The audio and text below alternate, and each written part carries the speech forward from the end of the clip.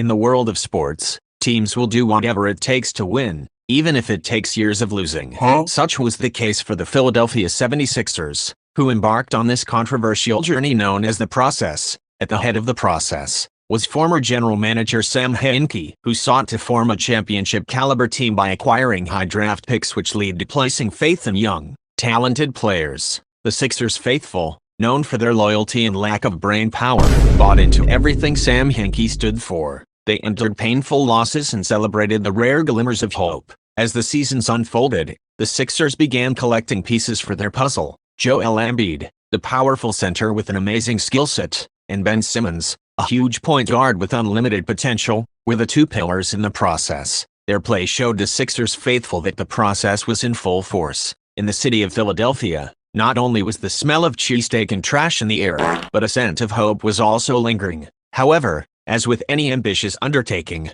the process was not without its flaws. The challenges of the process were not only apparent with the players, but extended to the coaching staff and culture as well. The culmination of these underlying issues came to a head in a round 2 matchup against the Atlanta Hawks. Little did we know, this series would ultimately serve as the end of the process.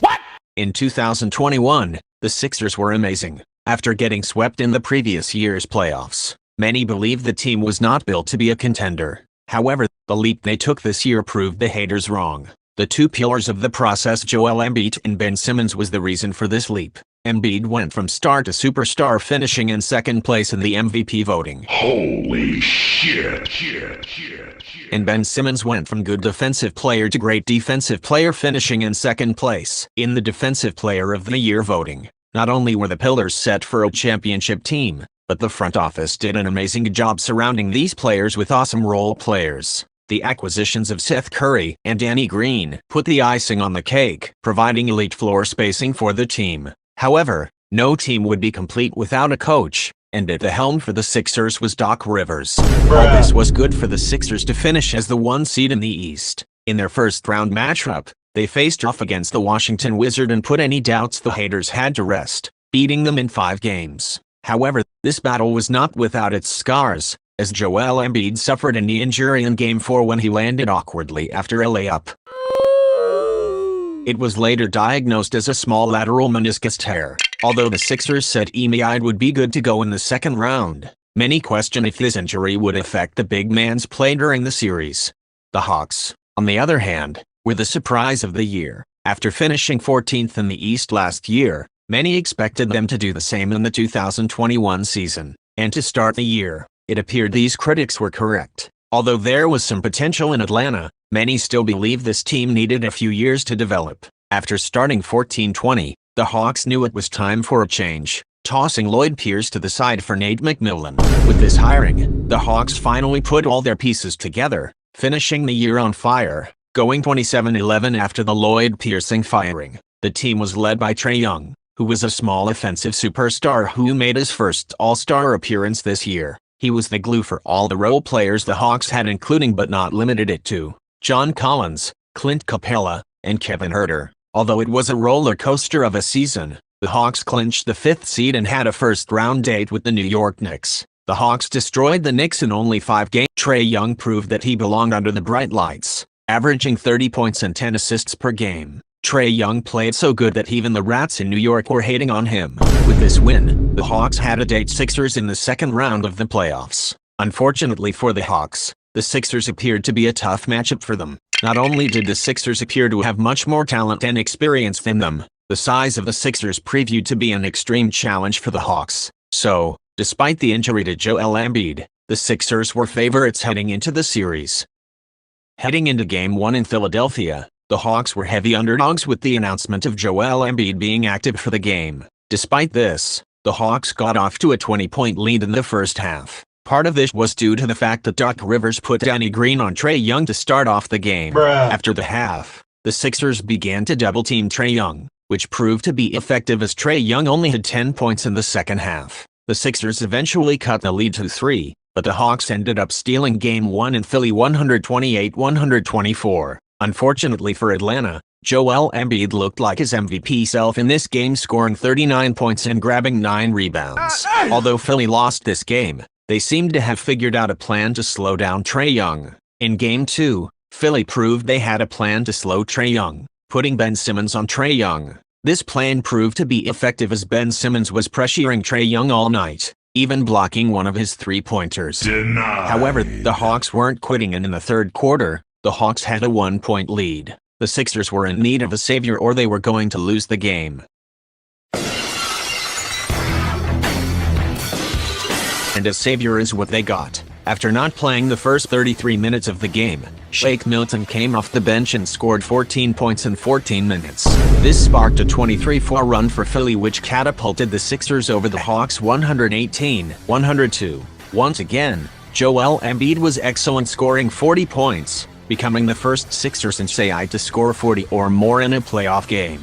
Safe to say his knee was not bothering him at all. To start Game 3 in Atlanta, Simmons was once again on Trae. Although this game was close in the first half, the Sixers pulled away in the third quarter, outscoring the Hawks 34-19. The size and girth of all the Sixers players appeared to be too much for the Hawks. The Sixers won 127-111, and appeared to have the series completely in their control. Before the start of Game 4, Trae Young entered shoot-arounds with a wrap around his shoulder. This was something that not even Coach Nate McMillan knew about heading into the game, saying that the first time he saw the wrap was when he took off his warm-up gear. Although Trae said he was ready to go, it didn't appear he was. He started the game off missing his first 5 shots. This led to Philly having an 18-point lead. Then Embiid went to the locker room. He came back shortly after but missed his next 12 shots after coming back. However, none of this mattered as the ball was in Embiid's hands with 12 seconds left with the Sixers down 1.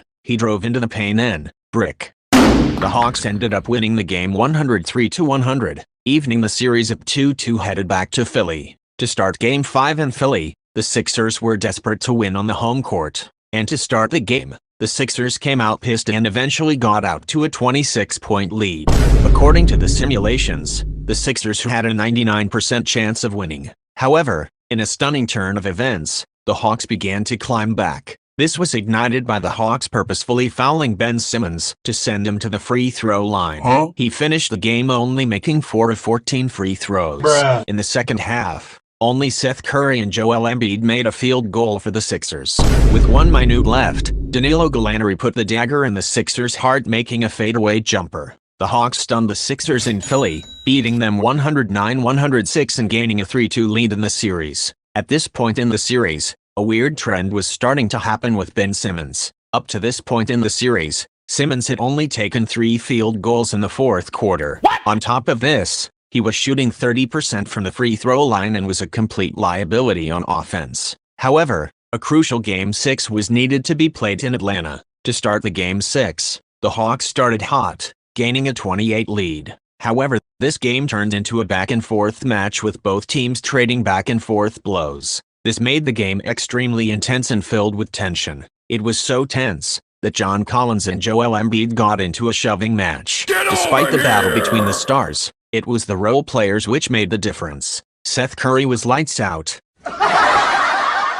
having 22 points. This is what ultimately made the difference, with the Sixers tying the series 3-3. Once again, Ben Simmons didn't take a single field goal in the fourth quarter. The must-win Game 7 took place in Philly. Trae Young started off cold, but the Hawks hung around the whole game. This was because Kevin Huerter had 27 points and carried the Hawks' offense at times. Thanks to this, the game was close throughout. This led to the Hawks having a 5-point lead going into the fourth quarter. As the teams traded blows, the Sixers were down 2 and held the ball with 3 minutes, 30 seconds left in the game. Luckily, the ball was in the Ben Simmons hands. What happened after that is history. Konnichiwa.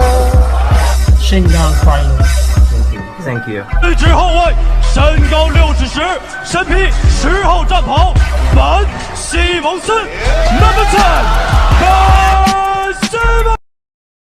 With the opportunity to tie the game, Simmons made the baffling decision to pass the basketball to Matisse Thybulle, who missed 1 free throw. After this, the Hawks pulled away, winning the game 103-96, clinching their spot in the Eastern Conference Finals. As the Sixers left the floor, an outpour of boos came from the arena. This game will forever go down in history as the Ben Simmons game. For the Hawks, they ended up losing to the Bucks in the Eastern Conference Finals in 6 games. The Hawks haven't made it out of the first round since this year. For the Sixers, chaos immediately followed this loss. Sixers fans rushed to write blogs about how the duo of Ben Simmons and Joel Embiid needs to be blown up. Joel Embiid added fuel to the fire with this quote: "This would be the last time Ben Simmons would be in a Sixers uniform, as he was traded, along with picks, for James Harden in the next season. After this, Simmons became unplayable for the Nets and hasn't done anything for the Nets since being traded to them." For the Sixers, Embiid went on to win MVP, but the Sixers haven't made it to the Eastern Conference Finals. Once considered a talented young duo destined to spearhead the Philadelphia 76ers' journey to greatness, the 2021 playoff series ended up being the defining moment for the process. With the weight of the team's hopes resting on their shoulders, the flaws of the process were laid in front of the world to see. The most important flaw was the lack of accountability, which was shown in the aftermath of this series. Although on paper the process was bound to succeed, the execution never showed up and the team was never able to fight through adversity. Because of these factors, the process will go down in NBA history as a failure.